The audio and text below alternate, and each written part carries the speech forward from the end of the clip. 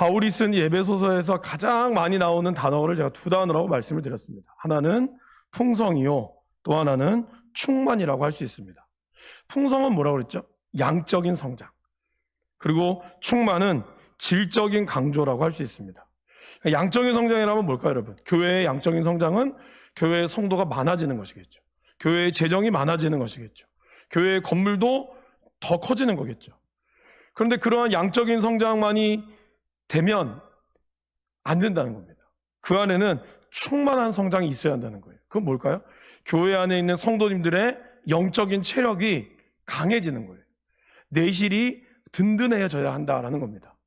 그래서 우리가 하나님을 예배하는 것뿐만 아니라 성도 간의 어떤 뜨거운 교제와 그리고 성도 간의 말씀의 양육과 그런 것들로 인하여 근육이 잘 세워져 나가고 복음을 전하는 것과 선교에 있어서 그런 것들이 잘 이끌어져야지만이 교회가 풍성할 뿐만 아니라 충만해지는, 그렇게 해야지 건강한 교회가 된다라는 겁니다. 단순히 어떤 풍성만 강조하다가 충만함을 놓쳐지는 경우들이 많이 보이죠. 그러면 여러분, 어떤 것이 좀 중요할까요? 물론 풍성도 중요하고 충만도 중요하지만 사실 바울의 입장에서 보면 먼저 충만함이 이루어지면 풍성함은 자연스럽게 이루어진다라는 겁니다. 그래서 오늘 바울의 기도의 가장 첫 번째가 뭐였습니까? 속사람이 강건해지게 하옵소서.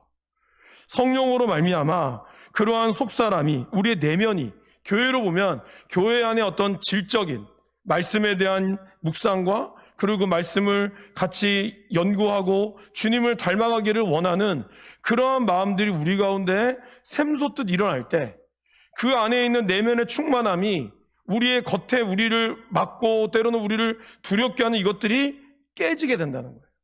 근데 여러분, 그냥 우리 힘으로 깨지는 게 아니죠. 이거에 대해서 어떤 목사님이 이제 그런 비유를 하더라고요.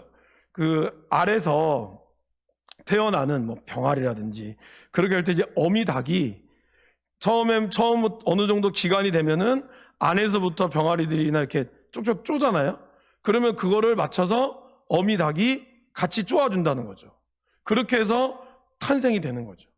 그러니까 어떻게 보면 하나님은 우리에게 성령을 역사하셨고, 그리고 그것 가운데 우리의 믿음의 결단이 우리에게 있을 때, 내가 안에서 성령으로 충만해지고 이거를 막 버티려고 할 때 때로는 성령이 우리를 통해서 도우셔서 이거를 깨도록 하신다라는 겁니다. 그러면 우리가 점점 단단해지고 우리의 속사람이 하나님의 영광으로 꽉 차면 우리가 그러한 우리 겉의 모습이 딱 깨지는 순간 저와 여러분들은 전혀 다른 그러한 모습이 된다라는 것이죠. 이전 것은 지나갔으니 보라, 새 것이 되었도다. 완전히 변화되어지는. 그죠? 여기서 새 것이라는 거는 그냥 얼굴이 조금 뭐 젊어지고 그런 게 아니에요. 완전히 내 안에 내면이, 그리고 내 안에 있는 속사람이 새로워짐으로 나의 어떤 외적인 모습도 완전히 달라지게 되는 거예요. 그렇다고 해서 뭐 눈이 막 없던 쌍꺼풀이 생기고 이런 게 아니라 내가 보여지는 눈에 대한 표정, 그리고 입 전체적으로 얼굴, 그런 것이 그리스도의 영광으로 풍성해지게 된다라는 겁니다. 그러니까 우리의 속사람이 잘 자랄 수 있도록 우리가 기도하고 나아가야 한다는 것을 바울은 첫 번째 기도에서 보여줬습니다. 두 번째 기도에서는 뭐였을까요? 속사람의 주인이 누구냐? 바로 예수 그리스도시죠. 그러니까 우리 안에 무엇으로 꽉 차야 한다고요? 예수님으로 꽉 차야 한다고 얘기합니다. 그리스도께서 17절에 너희 마음에 계시게 하시옵고 너희가 사랑 가운데 뿌리가 박히고 터가 굳어지는 것. 그러니까 완전히 예수님이 우리의 심령 가운데 완전히 뿌리를 내기는 거예요. 그리고 그것 가운데서 예수님으로 단단해지는 거죠. 그러기 위해서는 뭐가 필요한 거죠? 믿음이 필요한 거예요. 그러니까 여러분, 우리의 믿음이 자라야 된다, 이런 얘기 많이 들어보셨죠? 예수님이 나를 위하여 돌아가셨어요. 이 믿음이 우리 가운데 다 있습니다. 그런데 그 믿음뿐만이 아니라 저와 여러분들이 이 땅을 살아가는 데 있어서도 하나님을 신뢰하는 그런 과정들이 필요하다라는 것이죠. 그러니까 어떤 분, 이제 이 신앙이 이렇게 될 수 있다라는 겁니다. 교회에서는 주님이 나를 위하여 죽으니 그 십자가의 사건이 너무 감격이 돼요. 그런데 세상에 나가서는 주님이 나를 위하여 십자가에 못 박힌 이 사건을 내가 온전히 담아내지 못하는 거죠. 그러니까 이게 어떤 신앙의 단계를 굳이 얘기하자면 이것이 미국에 있던 교회에서 약 10,000명을 대상으로 그거를 이제 양적 연구를 쭉 해본 거예요. 사람들 인터뷰하고 해서 보니까 약한 사람들의 신앙의 단계가 4단계 정도가 있는데, 첫 번째 단계는 하나님이라고 하는 존재를 믿는 거죠. 하나님이 살아계심을 믿습니다. 근데 그분들은 예수님이 나를 위하여 돌아가셨다는 것은 아직 모르는 거예요. 삼위일체 하나님도 존재하고 그 하나님이 이 땅에 계신다는 것도 믿어요. 근데 그분의 십자가 사건, 얘기하는 그리스도의 사건이 나를 위하여 돌아가셨을까? 그거 그냥 2000년 전에 예수라고 하는 사람이 그냥 죽은 거 아닙니까? 이스라엘을 위하여 죽은 거 아닙니까? 그 정도까지밖에 안 된다는 거죠. 2단계는 그런 주님의 죽으심이 나를 위하여 죽으셨다, 여기까지는 믿어져요. 근데 그 믿음이 바깥에까지 나가지 않는 거예요. 쉽게 얘기하면 그런 분들은 어떤 분이냐면, 교회에서는 호기심도 있고 말씀에 대한 갈급함도 있어서 교회에서 하는 어떤 성경 공부라든지 교회에서 하는 어떤 것들을 좀 배우고 싶어 해요. 교회도 봉사도 좀 하고 싶고 그런 마음이 있어요. 그런데 딱 교회 문만 나가면 아직까지 아닌 거죠. 그래서 밥 먹을 때도 식사 기도도 그냥 남들이 볼까봐 찔끔 아버지 감사합니다 그렇게 딱 하고, 아니면 그것조차도 안 하거나, 그래서 내가 예수 믿는다는 사실을 굳이 드러내고 싶지 않은 거예요. 그냥 조용히 교회를 다니지만 세상에 나가서는 그냥 교회를 다니는 듯 안 다니는 듯 한다는 거죠. 그 이유는 뭘까요? 아직까지 주님이 나를 위하여 죽은 것에 대해서는 내가 믿지만 이 땅 가운데서 내가 주님을 믿을 때 주님이 정말 구하고 찾고 바라는 것을 주시느냐, 이거에 대한 믿음은 없는 거예요. 그런 분들이 의외로 많습니다. 그래서 교회의 생활과 세상의 생활이 달라 보이는 거죠. 그래서 어떤 분들은 이런 것 때문에 이중적이다, 교회 다니는데 어떻게 그렇게 하냐 하지만 사실은 그분 안에 내면적인 고민이 있는 거예요. 예수님이 나를 위하여 돌아가신 사건 내가 믿는다. 나는 그래서 지금 죽어도 천국 가는 걸 믿는다. 그러나 이 땅 가운데서 내가 살아가는 이 세상, 직장이나 이런 데서 내가 정말 주님의 영광을 위하여 살아가는 거에 대해까지는 아직 생각이 없는 거예요. 아직 거기까지 생각이 미치지 못한다라는 겁니다. 근데 주님은 오늘 얘기하죠. 믿음으로 말미암아 그리스도가 너희 마음에 계시는 것, 뿌리가 박는 것은 이제 우리의 믿음이 이 세상 가운데 드러나져야 한다는 겁니다. 나 그리스도인입니다. 나 하나님을 믿는 사람입니다. 그래서 내가 믿는 그 예수님에 대해서 증거할 수 있는 것, 이거는 믿음이 성장해야 가능한 거예요. 그러게 우리는 그러한 믿음이 성장해야 한다라는 것이죠. 근데 많은 분들이 여기에 많이 머물러 있어요. 실제로 이 통계를 해보니까 그 10,000명이 되는 사람들을 통계로 내보니까 제일 많이 모여 있는 데가 첫 번째 아니면 두 번째였다는 거예요. 교회를 다니는 이유, 교회 다니면 그냥 마음도 편안해지고 그리고 찬양도 좋고 교회 사람들도 좋으니까 그렇게 해서 다닙니다. 그리고 아니면 주님이 나를 위하여 돌아가신 걸 내가 믿습니다. 그래서 나는 교회 활동을 시키면 난 열심히 하겠습니다. 그러나 아직까지 하나님을 위하여 내가 살겠다라고 하는 것까지는 못 가는 거예요. 두렵기도 하고, 그리고 그것이 뭔지도 모르기도 하고 그냥 주일날만 내가 열심히 믿을게요. 주일날은 내가 그래도 봉사를 다 하지만 나머지는 주님 건드리지 마세요. 이런 사람들이 많다는 거죠. 그러나 여러분, 오늘 바울이 얘기했던 이 기도는 바울의 고백처럼 나는 날마다 죽노라라는 이 고백이 있을 때 바로 그리스도가 우리 마음의 중심이 되시고 뿌리가 박히고 터가 굳어진다라는 겁니다. 그래야 우리가 그리스도로 충만하고 그래야 우리의 내면이 강해지게 된다는 거예요. 그럼 어떻게 해야 될까요? 계속 나가야 돼요, 여러분. 그것 때문에 여러분들이 지금은 좀 부끄러워도 괜찮습니다. 우리가 그래도 이 주일날 하나님 말씀을 잘 듣고 그리고 말씀 가운데 양육이 되어지고 그러면서 우리의 어떤 속사람이 점점점 단단해지잖아요. 그러면 언젠가는 하나님께서 우리에게 긍휼과 어떤 자비의 옷으로 우리를 입혀주시고 다시 우리에게 담대한 마음을 주신다라는 것입니다. 그래서 하나님은 그 믿음 가운데 우리를 세워지도록 한다라는 것이에요. 그러게 여러분, 제가 말하는 것은 너무 쉽게 포기하지도 말고, 내가 정말 교회를 다니지만 또 세상에서 나름대로 잘 살아보려고 했는데 또 여러 가지 어려움이 와요. 그럴 수 있죠. 여러분뿐만 아니라 신앙이 아무리 좋으신 분이라 할지라도 그런 어려움이 다 옵니다. 그럼에도 불구하고 우리는 지치지 말고 다시 한 걸음 한 걸음 주 앞에 나아가는, 그거를 포기하지 않으면 때가 이르면 하나님께서 그거를 거두게 하시고 붙들게 하신다라는 것입니다. 이제 오늘 세 번째, 지난주 이 두 번째까지 했었죠. 세 번째, 바울의 기도는 이렇습니다. 우리 18절, 19절 말씀을 같이 한번 읽어보겠습니다. 한번 읽어봐 주실까요? 18절부터 한번 읽어봐 주겠습니다. 능히 모든 성도와 함께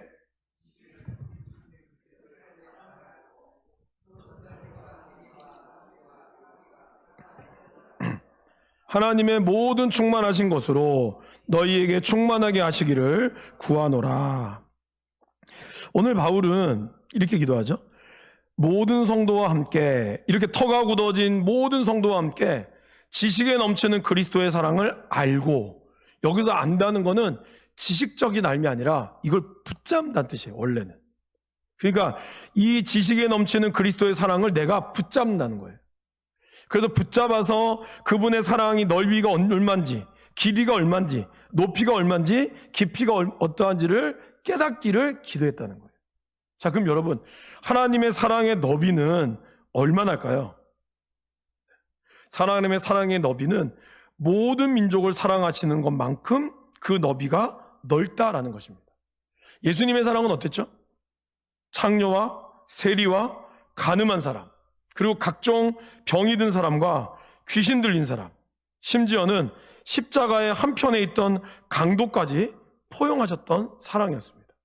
그분의 사랑은 감히 우리가 감당할 수 없는 그러한 어마어마한 너비의 사랑이었다라는 것입니다. 버림받은 자, 소외된 자, 가난한 자를 주님은 다 받아주셨어요. 그래서 하나님의 가슴에 안기지 못할 죄인은 한 사람도 없었다라는 겁니다. 이 사랑을 바울은 초대하고 있죠. 그래도 로마서 5장 8절에 이런 말씀이 있습니다. 우리가 아직 죄인 되었을 때 그리스도께서 우리를 위하여 죽으심으로 하나님께서 우리에 대한 자기의 사랑을 확증하셨느니라. 그러므로 이 모든 사람은 바로 예수님의 사랑의 포로들이죠.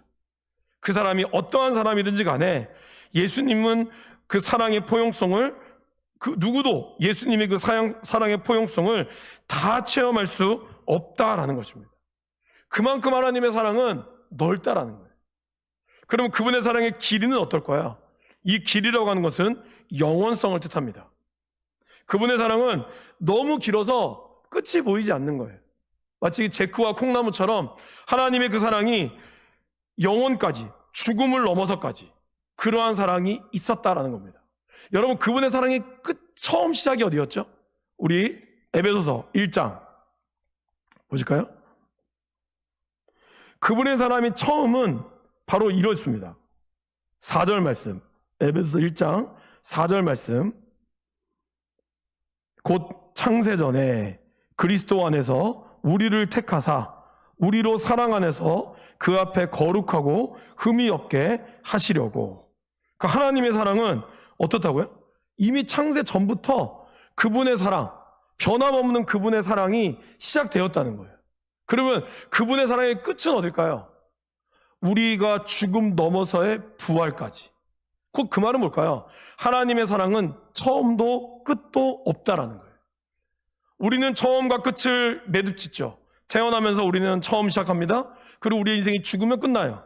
그러나 하나님의 사랑은 어땠죠?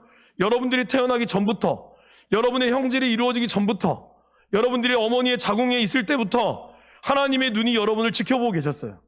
그리고 여러분이 이 땅 가운데 끝나는 순간 여러분의 인생이 끝나는 게 아니라 어떻죠? 여러분들에게 부활로 하나님의 영원한 나라로 여러분을 초대하신다는 거예요. 그러한 하나님의 사랑의 길이라고 얘기합니다. 우리는 누구나 자신에게 주어야 될 대상, 그것을 버리는 아픔을 겪을지도 몰라요. 원튼 원치 않든. 그죠? 평생을 함께 살자고 검은 머리가 팍풀이 되도록 함께 살자고 했던 내 아내, 내 남편, 그렇지만 나보다 먼저 세상을 떠날 수도 있습니다.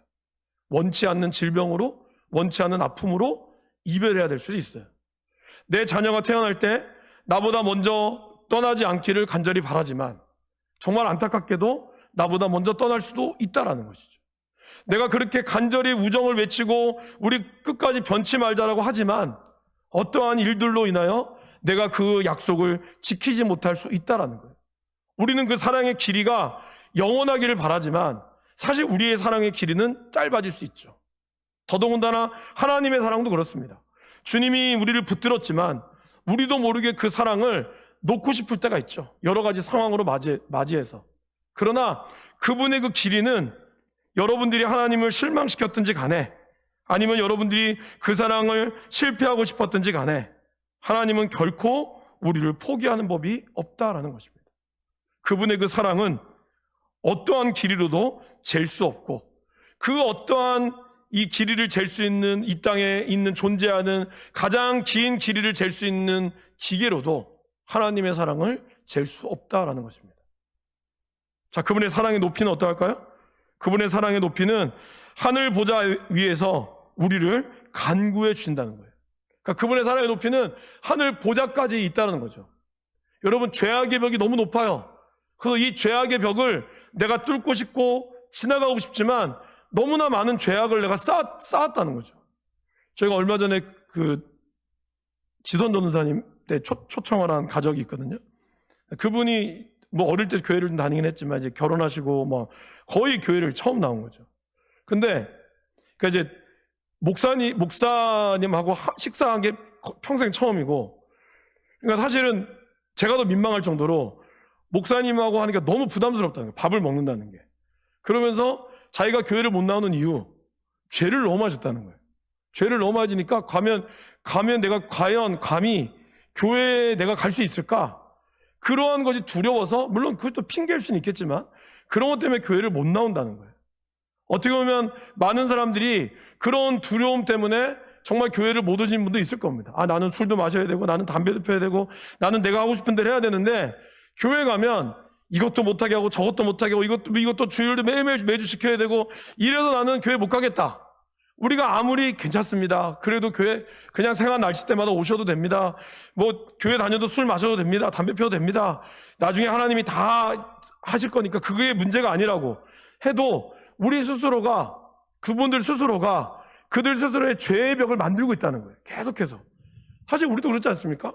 어떠한 이유들로 인하여 교회를 다니고 있지만 여전히 내 안에 율법이 나를 가두고 있고 여전히 나의 죄가 나도 모르게 짓는 그 죄로 인하여 스스로 나를 용서하지 못함으로 인하여 나에게 벽을 가두고 있다는 거예요. 그런데 그분의 사랑의 높이는 이 벽을 뛰어넘을 만큼 높다라는 거예요. 하늘 보좌보다 그 높으신 그 하나님께서 여러분을 하늘까지 높이 올리시며 나아갔다는 거죠. 그러니까 여러분, 그냥 하나님이 진흙탕에서 우리를 구원해 주셔서 그게 끝난 게 아니에요. 자, 어디를 보시냐면 에베소서 2장 5절 말씀. 하나님이 어떤 분이시냐 이렇게 나오죠. 2장 5절 말씀을 한번 읽어보겠습니다. 허물로 죽은 우리를 그리스도와 함께 살리셨고 너희는 은혜로 구원을 받은 것이라. 그죠? 우리를 죽음으로부터 살리셨어요. 그죠? 사실 이것만 해도 대단하잖아요. 근데 그 다음에 뭐라 그러죠? 또 함께 일으키사 그리스도 예수 안에서 함께 하늘에 앉히시니. 그 다음 읽어보겠습니다. 이는 그리스도 예수 안에서 우리에게 자비하심으로써 그 은혜의 지극히 풍성함으로 오는 여러 세대에 나타내려 하심이라. 그러니까 하나님의 사랑은 우리를 진흙탕에서 끄집어내고 죄로부터 끄집어내서 자 이제 됐지? 너 똑바로 살아? 그렇게 끝나는 게 아니라는 거예요. 그분은 우리를 함께 일으켜 주셨고 그리스도 예수와 함께 하늘에 앉혀주셨다는 거예요. 그분의 사랑의 높이는 죄의 벽이 아무리 높다 할지라도 하나님이 우리와 함께 하시고 그리고 성령이 우리를 도우셔서 그 가운데 하늘의 영원한 보좌로 우리를 이끌어 가실 만큼 그분의 사랑의 높이는 엄청나게 높다라는 것입니다. 그리고 그분은 그 우리를 건져내기 위하여 가장 높은 보좌에서 가장 낮은 곳까지 내려왔다라는 것이죠. 그것이 그건 뭘까요? 바로 사랑의 깊이죠. 그 사랑의 깊이는 어떻습니까? 여러분 사도신경에 보면 우리나라 사도신경은 그렇지 않지만 여러분 성경책에 사도신경이 있으시죠? 혹시 있으신 분들은 한번 찾아보시면 사도신경에 이런 말이 있습니다. 혹시 이제 그 영어로 가지고 계시는 이제 성경을 보시면 이렇게 나와 있죠. 그러니까 십자가에 못 박혀 죽으셨다. 이렇게 나오죠, 여러분. 본디오 빌라도에게 고난을 받으사 십자가에 못 박혀 죽으셨다라고 나오거든요. 근데 영어 성경에 보면 아마 영어로 가지고 있는 그 사도신경을 보신 분들은 이렇게 나와 있어요. Was crucified, dead and buried. 중간쯤에. 그리고 그 다음에 뭐라고 나왔냐면 우리나라 번역에는 없어요. 근데 이렇게 나와 있어요. He descended into hell. 다른 말로 표현하면 그는 지옥에 내려가셨다. 이렇게 표현하고 있어요. 그러니까 그러니까 외국에 있는 사도신경에는 주님이 십자가에 못 박혀 죽으셨을 뿐만 아니라 우리를 위하여 지옥까지 내려가셨다는 거예요. 다른 말로 하면 지옥 체험을 했다는 거죠. 왜? 지옥이 얼마나 인간의 죄로 인하여 빠진 지옥이 얼마나 잔인하고 얼마나 무서운지를 주님은 친히 경험하셨다라는 것입니다. 그만큼 하나님은 우리를 사랑하셨다는 거예요. 그래서 시편 139편에도 이렇게 나오죠. 139편 8절 9절에 내가 하늘에 올라갈지라도 거기 계시며 스올에 내 자리를 펼지라도 거기 계시니이다. 내가 새벽 날개를 치며 바다 끝에 가서 거주할지라도 주님의 손이 나를 붙들고 있다고.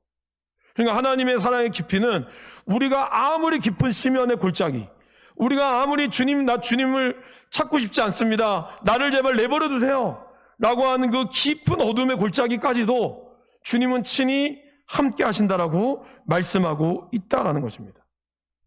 자, 에베소서 1장 7절 보겠습니다. 이제는 에베소서 1장 7절. 그분의 사랑의 깊이에 대해서 사도 바울이 이야기했던 1장 7절 말씀도 같이 한번 읽어보겠습니다. 우리는 그리스도 안에서 그의 은혜의 풍성함을 따라 그의 피로 말미암아 속량 곧 죄사함을 받았느니라. 그러니까 예수님은 자기를 죽기까지, 나의 피를 흘려서 나를 죽기까지 그러니까 결국 여러분 뭐예요?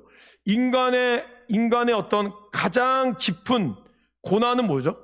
죽음이죠. 사실 많은 사람들이 이 죽음을 어떻게든지 극복해 보기 위해서 조금이라도 더 오래 살려고, 건강을 유지하려고, 물론 이제 건강을 유지하는 것도 있지만 조금이라도 더 오래 살기 위한, 이제는 뭐 100세 시대예요. 나중에 120세 세대가 될 수도 있다 하더라고요. 그렇게 하는 이유, 끊임없이 그렇게 건강을 갈망하는 이유는 결국 죽음에 대한 두려움 때문인 거거든요. 100세가 돼도 믿는 사람이 아니고서는 이 죽음에 대한 두려움이 늘 있다라는 거죠. 그런데 그 죽음을 예수님이 우리를 향한 죽음으로 그분은 그 깊은 사랑의 깊이를 보여주고 있다라는 것입니다. 사도 베드로가 예수님에게 묻잖아요. 주님, 사람이 나한테 잘못하면 몇 번을 용서해야 될까요? 그래서 베드로는 뭐라 그러죠? 7번을 용서해줘도 될까요? 이렇게 얘기했습니다. 여러분, 원래 이 탈무드에서는 3번까지는 용서해주라는 말이 있거든요. 근데 여러분들이 이제 누군가가 날 잘못했을 때 뭐라고 얘기하죠? 이번 한 번뿐이야? 이렇게 얘기하지, 이번 3번만 봐줄 거야? 이렇게 얘기하십니까? 그렇게 얘기 안 합니다. 한 번에 한 번. 한 번뿐이지, 한 번만 넘으면 혼나지, 너 3번만 넘으면 혼나? 이렇게 얘기하면 없다는 거예요. 그런데 탈무드는 3번을 얘기했어요. 대단한 거죠. 근데 우리의 오바쟁이인 베드로는 더 오바했어요. 7번. 완전수를 뜻하는 7번을 얘기했어요. 아마 베드로는 칭찬받고 싶었겠죠. 그런데 예수님은 한 줄 더 뜨셨죠. 7번씩 70번이라도 용서해 주라고. 이게 772 490번이 아니죠. 그만큼 원래 7이라고 하는 숫자도 완전수, 10이라고 하는 숫자도 성경에 나오는 완전수입니다. 그러니까 너는 언제든지 용서의 무한함을 얘기했다는 거예요. 그게 뭐예요? 그게 그분의 사랑의 깊이라는 거예요. 파도 또 그분의 사랑의 깊이를 어느 누구나 감당할 수 없을 정도로 우리 주님은 용서하시는 하나님이었다라는 것입니다. 그래서 이사야 말씀에 보면 여호와께서 말씀하시되 오라 우리가 서로 변론하자. 너희의 죄가 주홍 같을지라도 눈과 같이 희어질 것이요 진홍같이 붉을지라도 양털같이 희게 되리라. 이게 하나님의 사랑이었다는 거예요. 자, 그럼 이거를 이제 정리해보면 뭘까요, 여러분? 한마디로 그분의 넓이와 그분의 높이와 그분의 그분의 깊이, 그분의 길이, 너비, 길이, 높이, 깊이를 다 하면 뭐예요? 모든 것이 다 하나님의 사랑으로 충만해지기를 바랬다는 거예요. 곧 모든 것이 예수님으로 충만한 삶, 예수님의 사랑으로 충만한 삶, 이러한 충만을 바울은 기도했다는 거예요. 그러니까 여러분, 우리가 성령 충만하게 하옵소서 그렇게 기도하시잖아요. 그러면 그 의미를 여러분들이 이제 이 기도를 통해서 다시 한번 잘 기억하셨으면 좋겠어요.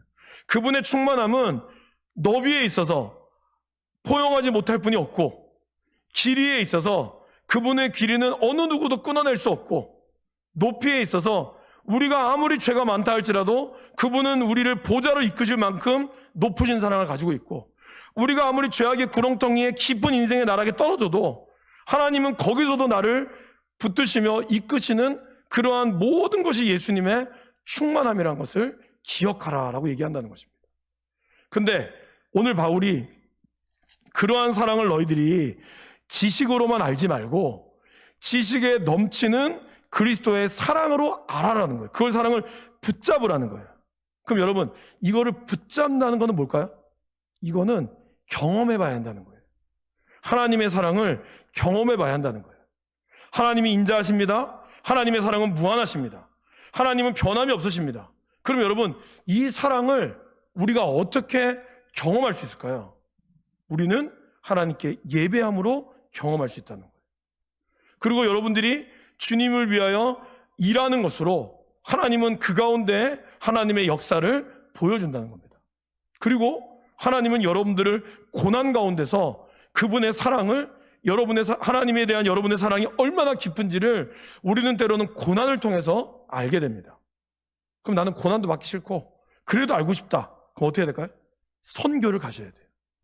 선교와 복음을 전하면서 거기에 있는 영혼들을 바라보는 하나님의 마음을 알게 된다는 거예요. 제가 이제 오늘 어떤 분이랑 같이 식사를 했는데 이제 그분이 그 얘기를 하시는 거죠. 이제 그분은 워낙 하나님에 대한 은혜를 많이 받으신 분이고, 단지 그분의 남편이 워낙 이성적이셔서 그런 것들, 어떤 하나님의 사랑이나 이런 것보다는 좀 이성적인 접근을 원하셨는데, 어떻게 하다가 이렇게 선교를 같이 가게 된 거죠. 우연한 기회에. 근데 그러면서 그 선교 현장 가운데 하나님의 일하심을 본 거예요. 하나님이 그 가운데, 정말 없는 가운데, 그 연약한 가운데, 아무것도 없는 가운데, 하나님 앞에 아무것도 없기 때문에 기도밖에 할 수 없을 때, 사실 여러분, 우리는 아프면 병원 가면 돼요. 그러나 캄보디아 같은데, 필리핀 같은데 병원 갈 수 있을까요? 병원 못 갑니다. 저희가 지금 이제 바탄방에도 병원이 있다는 얘기를 들었지만, 사실은 그렇다고 해서 무슨 우리가 알고 있는 센텀 병원이라든지 아니면 하다못해 무슨 내과 이 정도 수준도 안 돼요.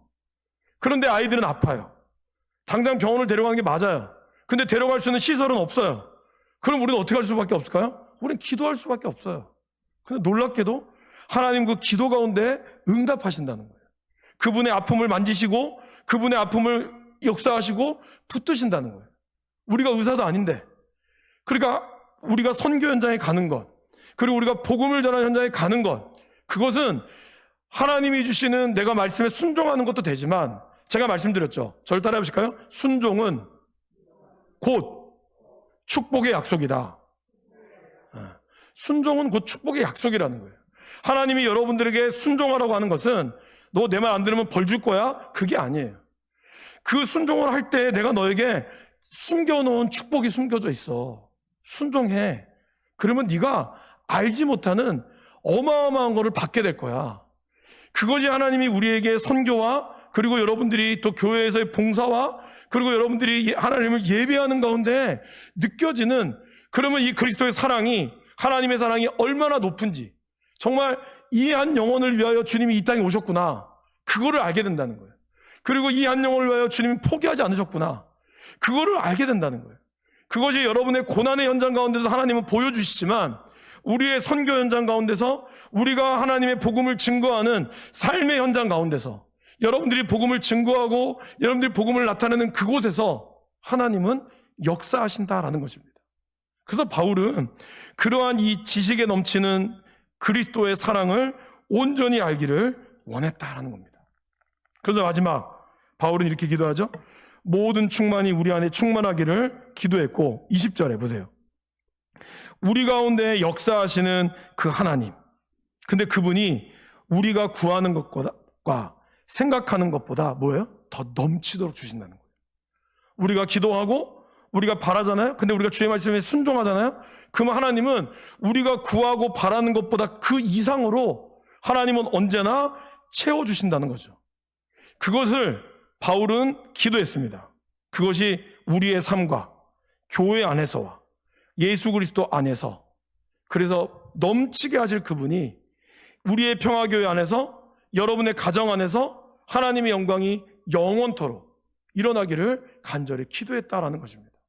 그러기에 우리도 하나님, 우리에게 이 하나님의 충만한 영광이 죄인인 나의 영혼에 쏟아지고 있다는 거예요.